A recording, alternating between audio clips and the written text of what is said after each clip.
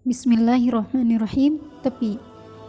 Sudah terlalu sering dunia Islam dianggap sebagai Timur Tengah, dan hanya itu. Tentu saja Islam bermula di Jazirah Arab dan menjadi kerajaan terbesar di wilayah itu, dari Sungai Nil hingga Sungai Oksus. Tetapi dengan mengidentikannya hanya pada wilayah ini, beberapa kisah paling berharga pun terabaikan. Di tempat-tempat terjauh yang terjangkau Islamlah, seperti di Sub-Sahara Afrika, Tiongkok, dan Asia Tenggara, hubungan antar Islam di dunia dapat terlihat kompleksitasnya. Afrika Barat. Saat masuk ke Afrika Utara, beberapa dekade setelah wafatnya Nabi, umumnya Islam dianut di daerah pantai, persis seperti Romawi dan Bizantium sebelumnya. Umat muslim memilih berdiam di kota-kota sepanjang garis pantai Mediterania karena alasan praktis, termasuk berkaitan dengan kapal-kapal Mediterania dan fakta bahwa pedalaman gurun Sahara menghalangi perkembangannya peradaban mapan yang besar. Peradaban yang berkembang di kota-kota Afrika Utara seperti Kairawan, Tripoli, dan Tangier terdiri atas campuran pengaruh Arab dan Berber. Kota-kota tersebut tumbuh di bawah bendera Islam dan terkait erat dengan peradaban Islam di Timur Tengah serta Andalusia. Dari pusat perkotaan di sepanjang pantai Mediterania, perlahan Islam mulai menyebar ke selatan melintasi gurun Sahara. Di Afrika Barat, landscape-nya didominasi sabana dan sungai Niger. Masyarakat mapan sulit bertahan di padang rumput yang menyebar ke gurun Sahara di utara sungai, seperti halnya di rimba raya ke arah selatan. Akibatnya, sebagian besar kerajaan Afrika sebelum dan sesudah kedatangan Islam cenderung berkumpul di dekat sungai Niger, terutama delta pedalaman yang menyediakan tanah pertanian subur. Sekelompok Muslim Berber Tuareg mendominasi rute perdagangan dari kota-kota Afrika Utara, menyeberangi gurun kosong dan masuk ke sabana Afrika Barat. Kerajaan yang berkembang di daerah ini sangat bergantung pada perdagangan Trans-Sahara yang menyediakan pasar bagi barang-barang mereka, terutama emas dan garam. Perdagangan yang sama bukan hanya mengalirkan kekayaan ke Afrika Barat, melainkan juga membawa Islam. Pedagang Muslim yang membuka jalur melintasi gurun mulai bermukim di Afrika Barat. Dan pada abad ke-11, masyarakat imigran Muslim dapat ditemukan di berbagai kota besar dan kecil di sabana tersebut. Karena kelompok Muslim tersebut adalah pedagang, bukannya misionaris, Islam berkembang lambat di kalangan penduduk lokal. Orang Afrika Barat bisa masuk Islam sekaligus memegang keyakinan pra-Islam tentang makhluk halus dan peramal selama beberapa generasi. Tak seperti di Afrika Utara, tempat Islam juga tampil sebagai kekuatan politik. Islam di Afrika Barat lambat menyebar ke budaya lokal, menerima pemeluk Islam baru tanpa langsung menuntut mereka mengikuti seluruh keyakinan Islam. Satu-satunya pengecualian itu gerakan Murabitun, yang mampu menaklukkan Afrika Barat selama 1 dekade pada abad ke-11. Tetapi sepertinya dampak gerakan ini tak berlangsung lama. Kerajaan Islam pribumi pertama di Afrika Barat adalah Mali. Kerajaan ini didirikan pada 1200-an oleh tokoh mistis Sundiata Keita, penguasa setengah Islam bagi rakyat Mandinka. Ia mendapat julukan Sang Raja Singa. Kabarnya, ia diasingkan oleh seorang penguasa jahat, mengumpulkan dukungan dari rakyat Mandinka saat diasingkan. Kemudian kembali untuk merebut tahtanya kembali dan menggelari diri Mansa, bahasa Mandika untuk raja segala raja. Detail cerita ini mungkin telah kabur setelah melewati beberapa generasi pencerita lisan. Tetapi yang pasti kerajaan yang didirikan Sundiata di Afrika Barat di wilayah dalam delta Niger segera tumbuh menjadi kerajaan terkaya dan terkuat masa itu. Kemakmuran Mali paling terlihat dalam kekuasaan Mansa Musa yang memerintah dari 1312 sampai 1337 setelah mengambil alih kekuasaan saat saudaranya Mansa sebelumnya berlayar ke barat menyeberangi Atlantik untuk mencari dataran baru. untuk mencari daratan baru. Mansa Musa memimpin kerajaan yang mungkin menjadi salah satu kerajaan terkaya dan terkuat saat itu. Ketika Timur Tengah berurusan dengan serangan Mongol dan Andalusia menyusut menjadi Emirat Granada, Mali tumbuh di sabana selatan Gurun Sahara sebagai entitas politik Muslim utama. Tetapi Mali masih jauh dari pandangan dunia Islam lain yang relatif tak menyadari keberadaan negara itu.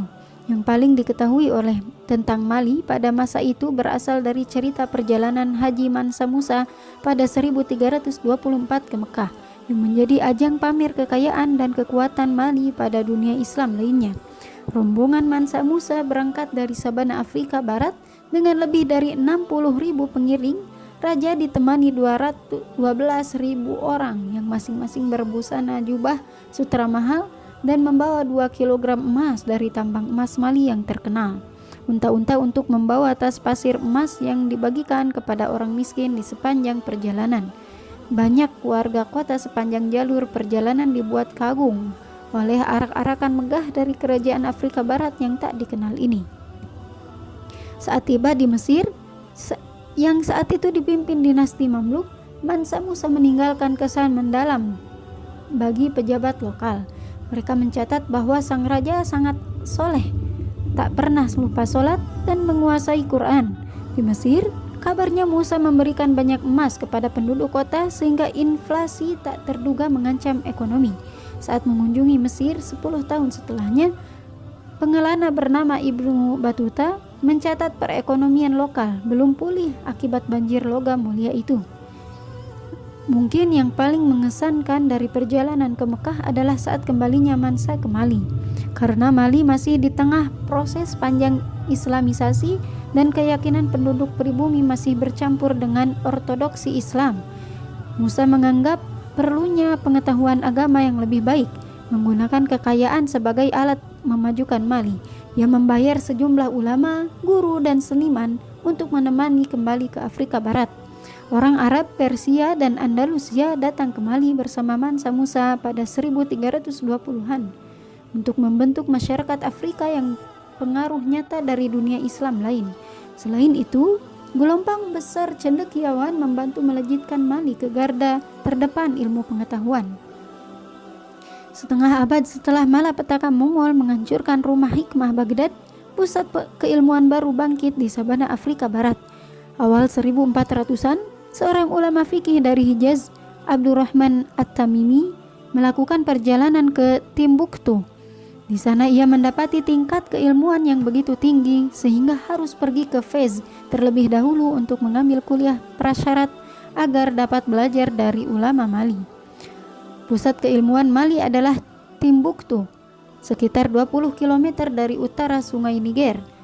Timbuktu terletak di perbatasan Gurun Sahara dan menjadi tempat pemberhentian utama di sepanjang jalur perdagangan Trans-Sahara. Kota ini berada di bawah kekuasaan Mali selama pemerintahan Mansa Musa dan langsung merasakan manfaat dari kedatangan para ulama.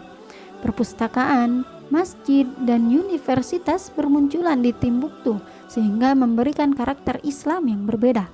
Salah seorang yang dibawa ke Mali, arsitek Andalusia bernama Abu Ishaq, ditugaskan oleh raja untuk membangun istana, masjid, dan sekolah di seluruh Timbuktu untuk menyaingi pusat dunia Islam lain yang lebih tua.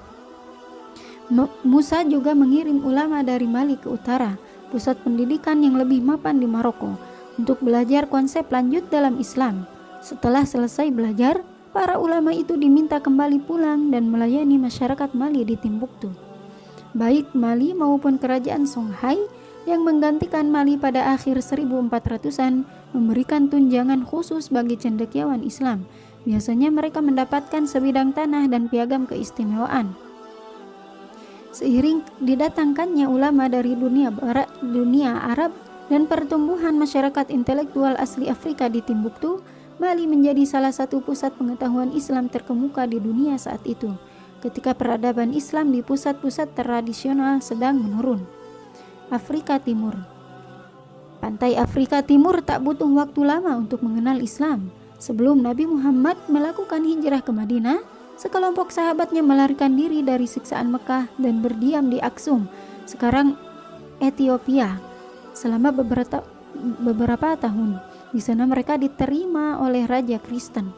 Imigrasi juga berlangsung ke arah sebaliknya, dan Bilal, seorang sahabat Nabi yang biasa menyerukan azan di Madinah, adalah bekas budak dari Ethiopia. Hal ini tidak aneh mengingat sebelum Islam datang pada abad ke-7, hubungan dagang antara pantai Afrika Timur dan Jazirah Arab telah terjalin. Seperti terjadi di Afrika Barat, melalui jalur perdaganganlah Islam akan berkembang di sepanjang pantai Samudra Hindia di Afrika. Pada awal abad ke-19, seorang budak muslim di Amerika, Bilali Muhammad, menulis naskah 13 halaman tentang hukum Islam berdasarkan kurikulum pendidikan Afrika Barat untuk mengajar rekan sesama budak di perkebunan. Para pedagang dari Jazirah Arab, terutama wilayah Hadramaut di Yaman, mulai bermukim di kota-kota sepanjang pantai Afrika Timur pada abad-abad setelah Yaman masuk Islam. Artefak paling awal yang membuktikan kehadiran Islam di pantai Afrika Timur berasal dari akhir 700-an dan awal 800-an. Bukti yang ada menunjukkan Islam awalnya masuk ke Afrika Timur di pantai bagian paling utara yang paling dekat dengan Arab. Masjid yang dibangun pada abad ke-10 telah diekskavasi di Kenya, sekitar 2.500 km di selatan tempat lahirnya Islam. Agama ini telah mengakar lebih jauh di sepanjang pantai Tanzania. Cara utama penyebaran Islam di Afrika Timur melalui perdagangan. Saat jalur perdagangan Samudra Hindia berkembang, kota negara Afrika Timur menerima para pedagang muslim. Melalui wilayah inilah Islam menyebar ke kawasan pantai. Pola masuk Islam di sepanjang pantai ini termasuk unik. Wilayah Afrika Timur cukup panjang sehingga tak terjadi pergerakan penduduk dalam jumlah besar. Tetapi cukup bisa dijangkau sejumlah besar pedagang yang rutin mengunjungi pantai tersebut, dan sebagian pindah secara permanen. Pedagang kaya yang berdiam di kota sepanjang pantai menikah dengan wanita setempat, berasimilasi dengan budaya lokal, tetapi dengan tambahan nuansa Islam. Masyarakat pemukim Arab dan Persia tidak mendominasi penduduk lokal Afrika. Ini percampuran budaya yang khas dan menimbulkan berkembangnya budaya hibrida baru dengan Islam sebagai intinya. Swahili, bahasa asli Bantu di Afrika Timur, menjadi bahasa pengantar di wilayah pantai saat pedagang berpergian dari kota ke kota, mengikat wilayah ini secara budaya dan linguistik. Dengan kedatangan pedagang Arab, Swahili meminjam banyak kata dari bahasa Arab, tetapi Swahili tetap menjadi bahasa asli Afrika. Dengan cara yang sama, orang-orang Afrika di kota pelabuhan mengadopsi berbagai aspek budaya Persia dan Arab, seperti yang terlihat di belahan dunia lain yang mengadopsi Islam. Kedatangan agama baru ini tidak menghilangkan budaya dan tradisi sebelumnya. Saat penduduk lokal memeluk Islam, negara perdagangan umat muslim berkembang di sepanjang pantai Swahili. Informasi paling dapat dipercaya datang dari Ibnu Battuta, yang juga mengunjungi Afrika Barat pada abad ke-14. Menurut dia, kota negara di sepanjang pantai tidak hanya menjadi pusat perdagangan, tetapi juga pusat keagamaan. Ibnu Battuta menyatakan Sultan Mogadishu, sekarang Somalia, bergantung kepada penasihat keagamaan dalam masalah sehari-hari di kerajaannya. Di Kilwa dan Mombasa, ia mencatat tentang semangat keagamaan penduduknya dan masjid besar yang terpelihara di kota tersebut. Secara khusus, ia memuji Sultan Kilwa yang memberikan perlakuan khusus kepada ulama dan keturunan Nabi, serta secara teratur memberi makan orang miskin. Selain kisah-kisah tentang karakter Islam di pantai Afrika Timur, penting diketahui asimilasi Islam dalam kehidupan orang Swahili. Islam tidak dipandang sebagai agama luar yang dipaksakan kepada orang Afrika oleh imigran Arab dan Persia. Islam dianggap sebagai agama pribumi Afrika. Kisah tentang Bilal sahabat Nabi dan kehadiran pengungsi Islam di Abyssinia Itu penting bagi penduduk lokal karena membangkitkan rasa identitas yang sepenuhnya Islam sekaligus Afrika. Ada pengaruh budaya luar, terutama dari Arab Selatan, Persia, dan India yang dibawa oleh para pedagang dari daerah tersebut. Tetapi, mirip dengan bagian lain di dunia Islam, budaya yang dikembangkan berdasarkan karakter wilayah tersebut sebelum Islam dimodifikasi agar sesuai dengan hukum Islam, tetapi tak kehilangan pengaruh dari beragam masyarakat dan semuanya diikat dalam satu keyakinan yang sama. Budak Afrika dan Amerika. Islamisasi Afrika akhirnya membawa penyebaran Islam menyeberangi Samudra Atlantik di Amerika Utara dan Selatan. Begitu kolonisasi Eropa ke dunia baru dimulai dengan pelayaran Columbus menyeberangi Atlantik pada 1492. Berkembanglah kebutuhan mendesak akan tenaga kerja untuk membangun koloni Eropa di Amerika. Rencana awal dengan memperbudak penduduk asli Amerika ternyata gagal. Jumlah penduduk asli berkurang akibat penyakit yang dibawa orang Eropa. Hampir jutaan yang meninggal pada awal dekade 1500-an. Koloni Eropa mencari solusi yang lebih baik dengan menjelajah ke sub-Sahara Afrika. Kemudian, penduduk kulit hitam dijadikan budak. Pedagang budak Eropa tiba di pantai-pantai sepanjang Afrika Barat untuk membeli ratusan budak. Mereka bekerja sama dengan raja Afrika lokal yang menangkap tawanan perang Afrika, lalu menjualnya dengan orang Eropa dengan bayaran senjata untuk menangkap lebih banyak lagi budak. Lingkaran setan ini menimbulkan kerusakan politik total di wilayah itu. Jumlah penduduk di wilayah luas Afrika Barat dan Tengah pun berkurang. Penduduknya dibawa paksa menyeberangi Atlantik dalam kondisi yang tak manusiawi untuk bekerja sebagai budak di dunia baru. Tentu saja kebanyakan orang Afrika hitam telah memeluk Islam menjelang 1500-an dan sejumlah besar budak yang dibawa ke Amerika itu adalah Muslim. Jumlah perkiraannya bervariasi, tetapi dari sekitar 15-20 juta orang Afrika yang dibawa ke Amerika melalui perdagangan budak, 3-6 juta mungkin Muslim. Pengalaman mereka di Amerika menjadi salah satu penghinaan dan penundukan bagi kolonis Eropa. Biasanya, tak ada hukum yang mengatur cara memperlakukan budak, sehingga pemilik bebas memukul, mengasari, atau membunuh budaknya. Para budak umumnya bekerja di perkebunan di Karibia dan Amerika Selatan. Mereka cenderung tanpa perlindungan dan dipaksa bekerja lama.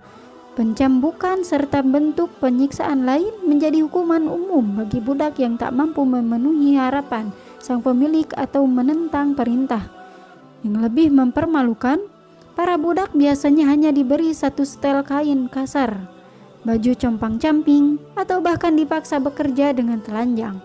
Ketika semua budak menderita di tangan pemiliknya yang menolak menganggap mereka setara, budak Muslim mengalami kesulitan tambahan. Berhenti bekerja untuk sholat 5 waktu hampir tak mungkin, dan berangkat haji ke Mekah jelas-jelas tak masuk akal. Selain itu, tempat mempelajari Islam sangat sedikit.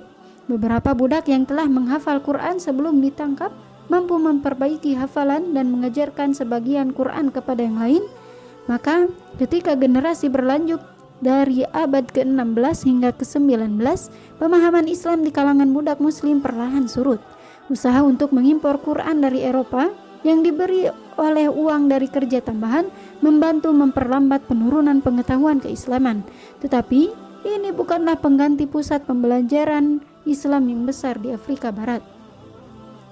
Pada 1800-an di Rio de Janeiro, tumbuh permintaan yang tinggi akan Quran Arab dari para budak Muslim di Brazil.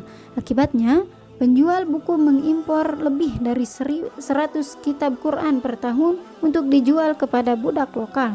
Para budak perlu melakukan kerja tambahan selama bertahun-tahun untuk bisa membeli kitab ini.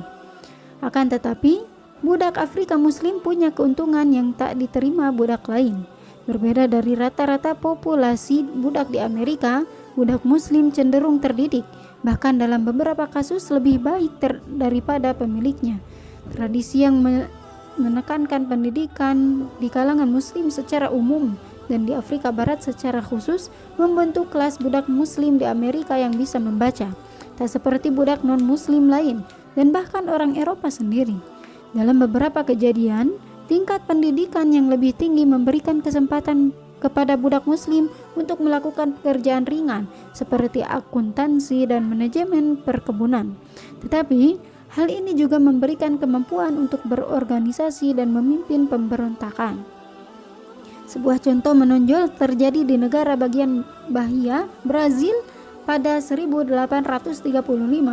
Ulama muslim yang dibawa ke Brazil sebagai budak memanfaatkan pengetahuan dan posisi kepemimpinannya di kalangan muslim yang cukup besar di Salvador untuk merencanakan pemberontakan melawan tuannya. Catatan yang ditulis dalam huruf Arab diedarkan di kalangan budak dengan memberinci rencana dan tujuannya.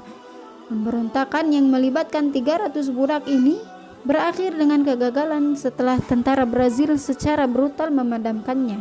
Tetapi peristiwa ini benar-benar menanamkan rasa takut di kalangan orang Brazil terhadap budak muslim, sehingga banyak budak muslim dikirimkan kembali ke Afrika dengan harapan bisa menghindarkan pemberontakan pada masa depan.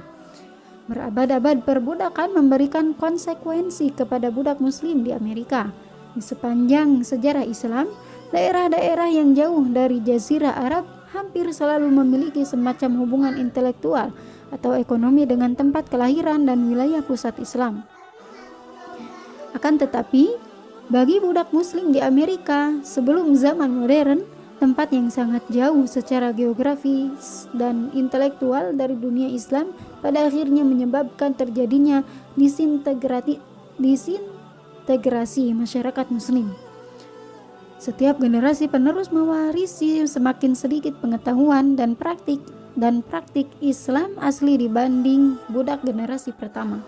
Di Amerika Serikat, pada pertengahan 1800-an, hampir tak ada muslim yang memahami Islam, dan pada 1900-an, hanya sedikit budak generasi ketiga yang dapat mengenang nenek moyang mereka melakukan ritual asing yang berbeda dengan ritual Kristen yang dilakukan sebagai besar masyarakat Afrika Amerika.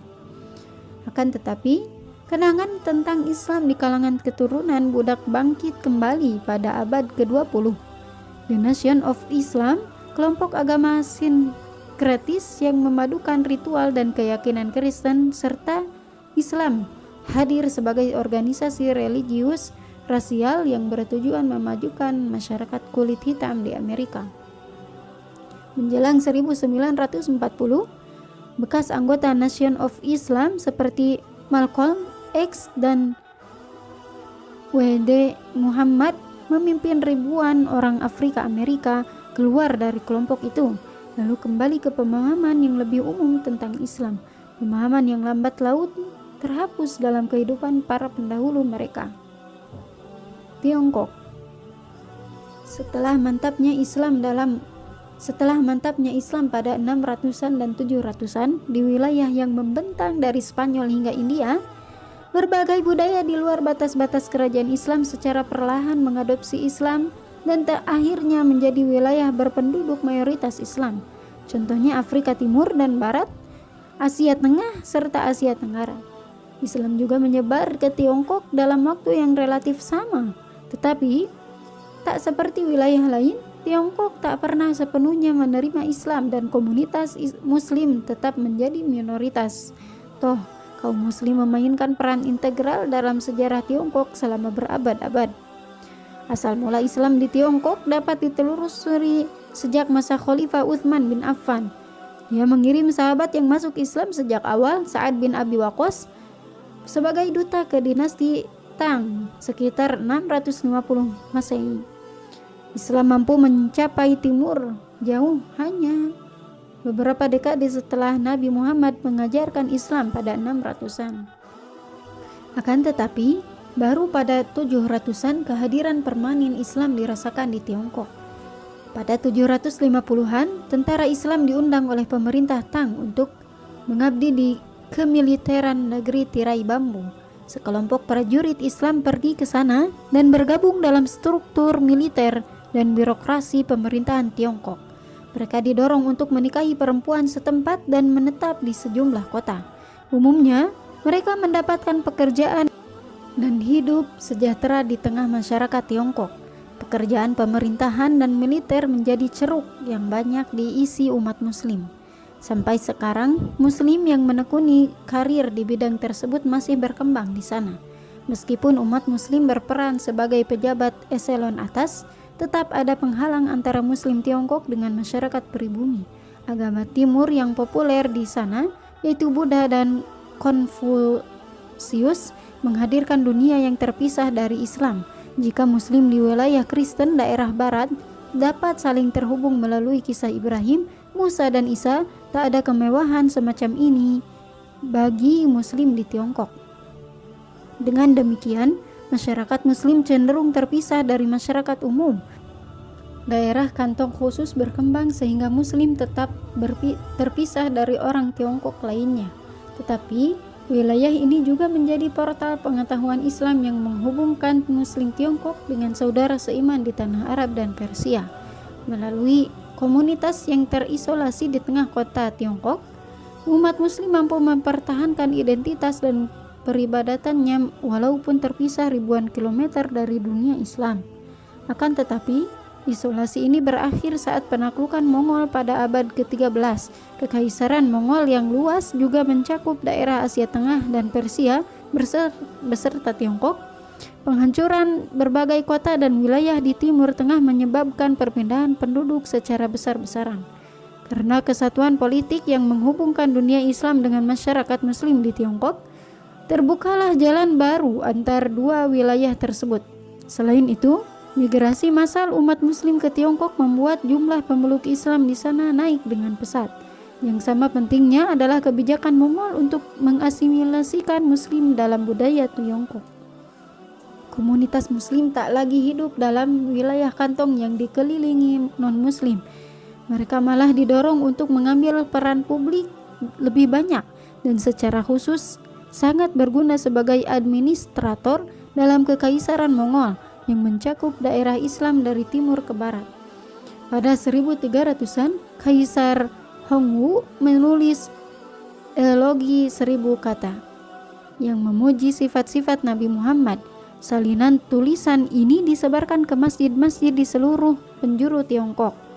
Selama periode kekuasaan Mongol dan kemudian dinasti Ming, Muslim Tiongkok benar-benar terasimilasi dalam budaya lokal. Mereka tak dianggap sebagai orang asing lagi, tetapi warga negara Tiongkok dengan identitas sendiri. Hui sama saja dengan Han, grup etnis mayoritas Tiongkok, hanya berbeda sebagai identitas keagamaan. Setelah akhirnya dianggap menjadi bagian masyarakat lokal sepenuhnya, setelah hidup di sana ratusan tahun dari generasi ke generasi, Muslim pada masa Ming mampu berasimilasi dengan budaya setempat.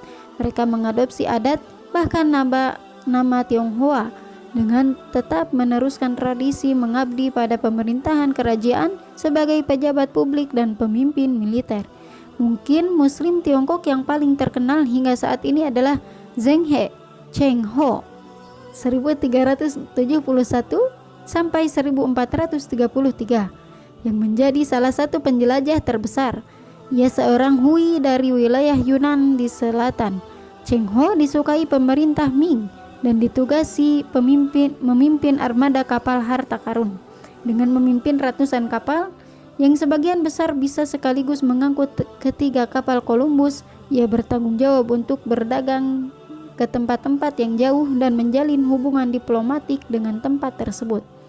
Pelayarannya mencapai puluhan negara di seluruh Asia, Timur Tengah, dan Afrika. Tetapi mungkin ia paling dikenang di Asia Tenggara, tempat ia dianggap sebagai tokoh yang membantu penyebaran Islam di Kepulauan Melayu. Masjid-masjid di wilayah itu diberi nama Cheng Ho. Akan tetapi, Cheng Ho mampu menjadikan dirinya sebagai tokoh terhormat Islam. Orang Tionghoa non-Muslim menghormatinya sebagai salah satu penjelajah terbesar mereka. Cheng Ho adalah simbol bentuk Islam di Tiongkok. Tionghoa asli tetapi juga Muslim sejati, tanpa ada kontradiksi di antara kedua identitas tersebut. India. Setelah ekspedisi Muhammad bin Qasim ke lembah Sungai Indus awal 700-an, Islam tak masuk lebih jauh secara politik ke anak benua India. Sebuah tempat didirikan di Sind, tetapi karena jauh dari ibu kota Islam di Damaskus, kemudian Baghdad, ekspedisi militer lebih lanjut tak dapat dijalankan dan mungkin secara finansial tak bisa dipertahankan. Kehadiran bangsa Turki di dunia Islam mendorong kekuatan Islam lebih jauh ke India. Terdapat catatan terperinci tentang Mahmud al-Ghazni 997 sampai 1030. Sultan Turki yang kali pertama memimpin ekspedisi militer ke pedalaman India, mengangkat diri sebagai pemimpin negara otonom yang beribu kota di Ghazni, dataran tinggi Afghanistan. Ini ia cukup dekat dengan India sehingga bisa memusatkan perhatian pada anak benua ini. 17 tahun operasi militer ke India Utara menjadi dasar kekuasaannya, yang menghadirkan kemakmuran dan kekuasaan bagi dia dan kerajaannya. Meskipun serbuannya merugikan kekuatan dan penguasa lokal di India, ia juga membangun pusat budaya besar dan membantu menyebarkan budaya Persia di seluruh daerah kekuasaannya. Penyair legendaris Persia, Firdausi, yang mungkin paling banyak berperan untuk membangkitkan budaya Persia setelah kedatangan Islam, dan Al-Biruni, seorang ilmuwan, ahli geologi dan ahli fisika, tinggal di istana Mahmud. Karena perannya sebagai penyokong kesenian dilengkapi dengan serbuan yang bengis. Warisan Mahmud di India sekarang ini mewarnai politik modern lebih dari siapapun. Selain penemuan ilmiah, Al-Biruni menulis buku tentang sejarah dan masyarakat India. Terjemahan bukunya tentang sejarah India telah menjadi sumber pengetahuan utama seputar India di Eropa Barat,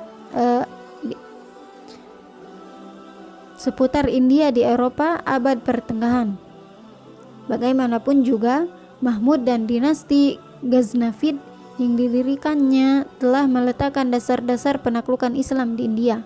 Dinasti berikutnya, Ghurid, juga memerintah Afghanistan dan mampu meluaskan batas-batas mereka lebih jauh ke India dengan merebut Delhi pada 1192.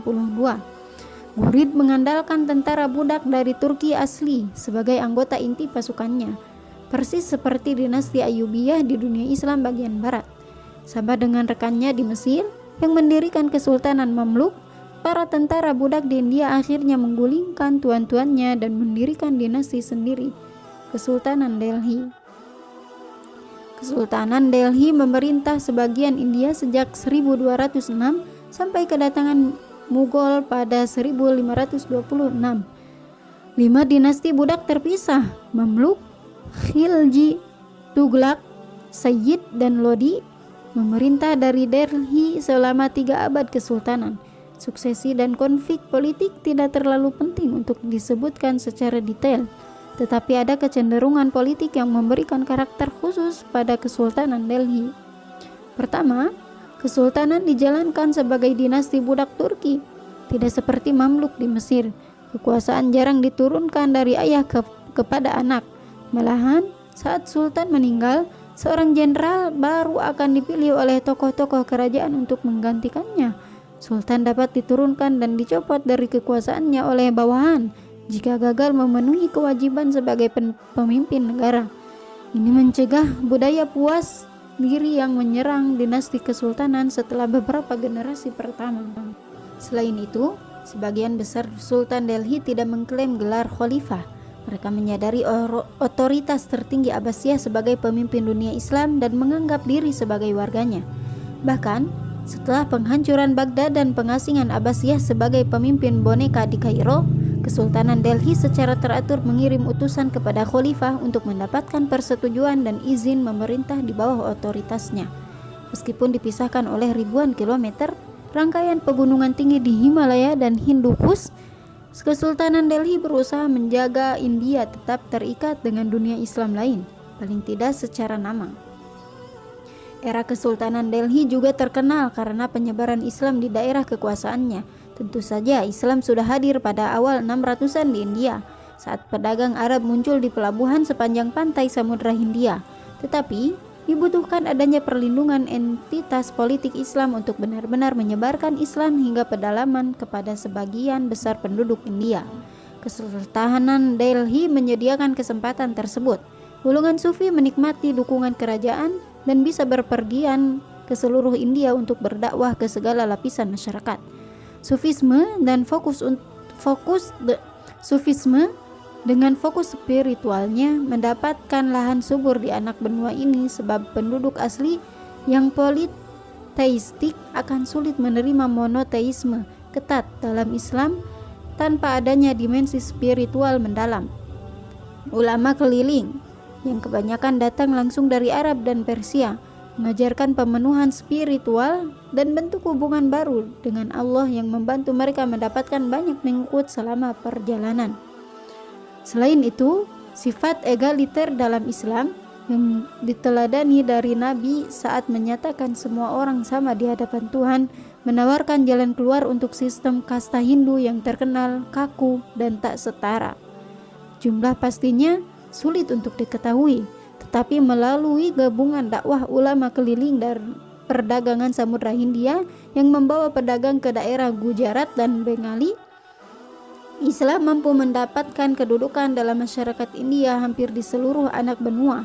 Walaupun demikian, jumlah populasi Muslim tak pernah melampaui populasi Hindu. Asia Tenggara. Pengaruh pedagang dan pendakwah yang berpergian untuk mengajak penduduk setempat masuk Islam semakin kuat ke wilayah timur di Kepulauan Melayu. Wilayah ini sudah lama menjadi perlintasan perdagangan yang menghubungkan pedagang dari India dan Tiongkok. Orang Tiongkok kurang mampu menyebarkan budaya dan pemerintahan mereka sendiri karena tradisi birokrasi dan kerajaan yang kaku, sedangkan orang India lebih luas.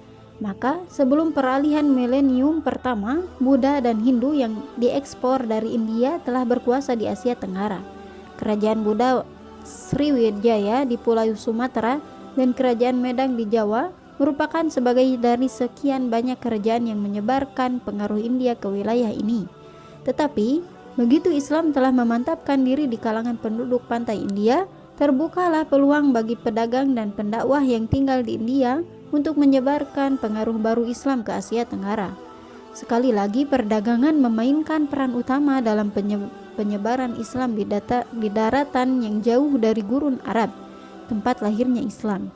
Raja-raja lokal tertarik masuk Islam karena peluang ekonomi yang dihadirkan. Islam menyediakan perkat bagi perdagangan di Samudra Hindia yang membentang dari kota-kota negara Afrika Timur, Arab hingga pesisir India. Kesamaan agama dengan bahasa Arab sebagai pengantar niscaya membantu perdagangan antar wilayah yang tak memiliki banyak kesamaan. Jika seorang raja di Asia Tenggara masuk Islam, ia juga bergabung dengan masyarakat ekonomi yang menguntungkan ini.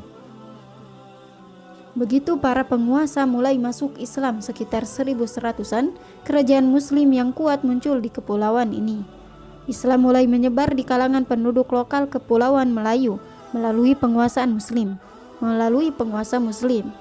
Kisah-kisah tradisional wilayah ini menyatakan umumnya seorang rajalah yang pertama-tama masuk Islam, diikuti oleh penasihat dan keluarga dekatnya. Kemudian Islam akan menyebar di masyarakat. Raja-raja ini mungkin menyediakan kesempatan bagi para pendakwah yang banyak diantaranya mengajarkan Islam melalui Sufisme, datang dan menyebarkan Islam kepada penduduk lewat cara yang sama dengan Kesultanan Delhi. Perbedaan utamanya di Asia Tenggara, pendakwah kebanyakan berasal dari pinggiran Samudra Hindia, terutama Yaman. Maka, mazhab fikih yang menonjol di Afrika Timur, pesisir India dan Asia Tenggara adalah Imam Syafi'i, sebab Yaman merupakan pusat ajaran Syafi'i, selain kunci perdagangan Samudra Hindia. Sebaliknya, India Utara lebih dipengaruhi mazhab Hanafi yang populer di Persia dan Asia Tengah. Kerajaan-kerajaan Islam yang berdiri selama dan sesudah Islamisasi Asia Tenggara terkait dengan dunia Islam lain melalui jaringan perdagangan Samudra Hindia. Kerajaan Islam pertama, Samudra Pasai, yang terletak di Pulau Sumatera, berdiri paling tidak pada 1200-an saat Marco Polo mengunjungi dan menyaksikan ciri-ciri Islam di kota pelabuhannya. Seabad kemudian, Ibnu Battuta mencatat tentang pemerintahan kerajaan dan kekuasaannya. Dari Pasai, Islam menyebar ke timur hingga Kerajaan Malaka yang berdiri di sekitar 1400 Masehi. Terletak di selat yang dilalui hampir seluruh pelayaran India dan Tiongkok. Kerajaan ini menjadi salah satu kerajaan terpenting di wilayah tersebut, ditopang kemakmuran perdagangan yang sangat besar dari kapal-kapal yang melintasi perairannya.